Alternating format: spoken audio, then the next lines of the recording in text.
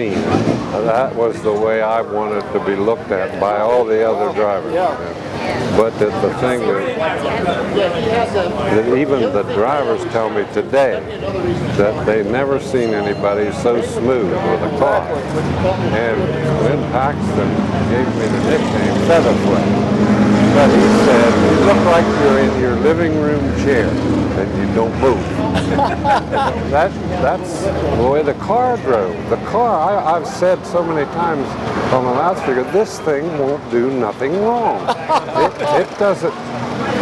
It's so easy. I hardly even had to turn the steering wheel. The thing wanted to turn around there by itself. You know, it was. Bobbie, nobody else drove it like you did, though. You can't give me this car stuff. I'm sure it was a good car, but it was you, the driver, that made it that good. Well, hey, it's wonderful seeing you. How old are you now? I'll be 81 in December. Oh my gosh, I've got you about 5 years.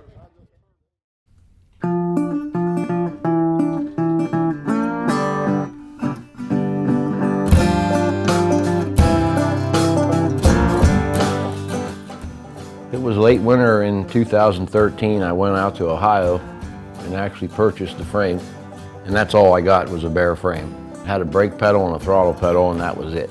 Brought the car home, took it to sandblasters about less than a week after I got it, and then we evaluated the amount of repairs it needed.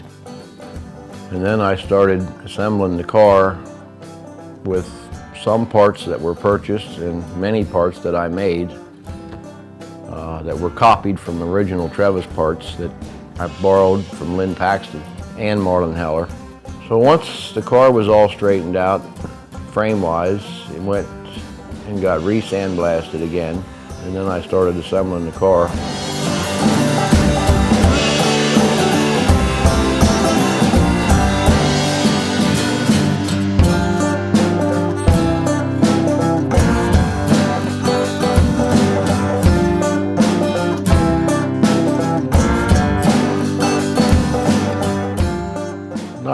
There's a lot of time that goes into one of these cars, fitting the bodies on them.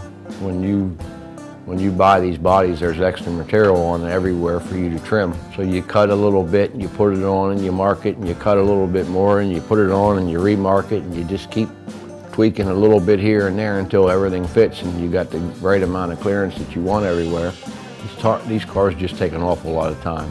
Trying to put them back the way they were 45 years ago, and you're working from pictures, it's a pretty tough job.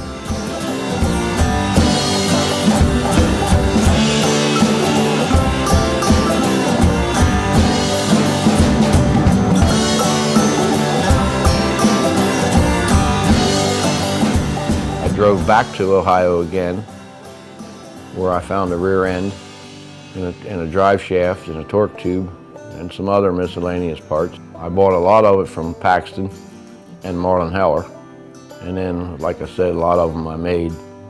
After I had all the pieces for the car, then of course it got re-sandblasted, powder coated, and then the final assembly before the body got painted.